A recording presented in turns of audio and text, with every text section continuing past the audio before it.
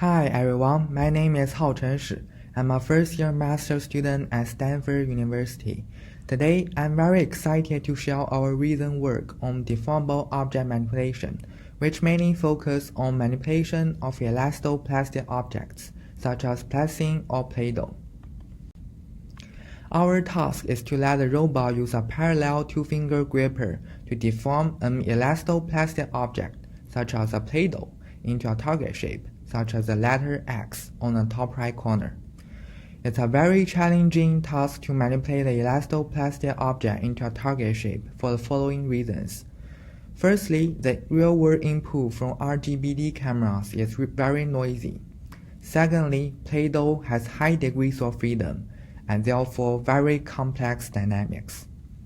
Thirdly, the action space of this manipulation task is very large. Therefore, we propose RoboCraft to tackle these challenges. The result of shaping X by RoboCraft is shown at the bottom right corner. RoboCraft includes 3 modules: perception, dynamics, and control. We will work through them one by one. Graph neural network needs clean and sparse data to learn a particle-based simulator. But the raw RGBD images from vision sensors are very noisy and dense.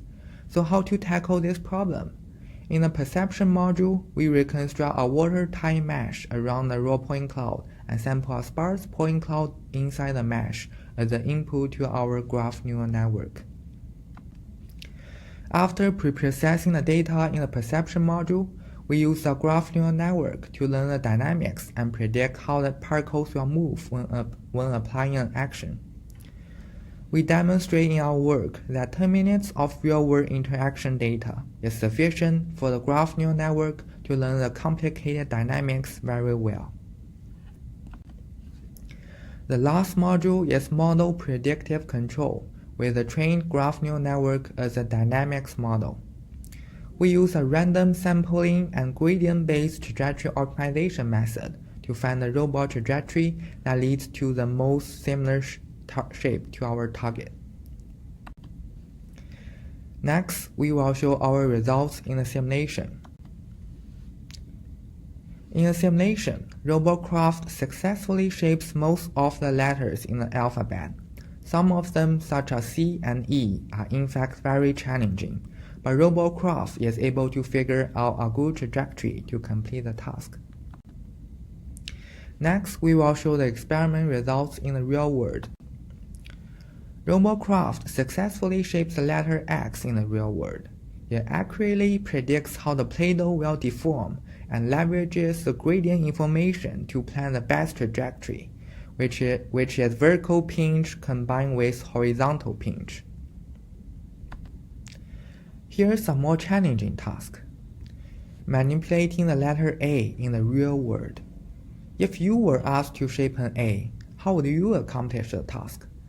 Although the shape of A doesn't seem very complicated, it's actually hard for me to quickly come up with the exact steps to do it. RoboCraft instead figures out a creative solution that differs from what I have in mind, but nicely completes the task. Following the question of how to shape an A in the last slide, here's a comparison between RoboCraft and untrained human subjects in both the simulation environment and the real world. You can see that RoboCraft is comparable to and sometimes better than human subjects in the tested tasks. Thanks everyone for the attention.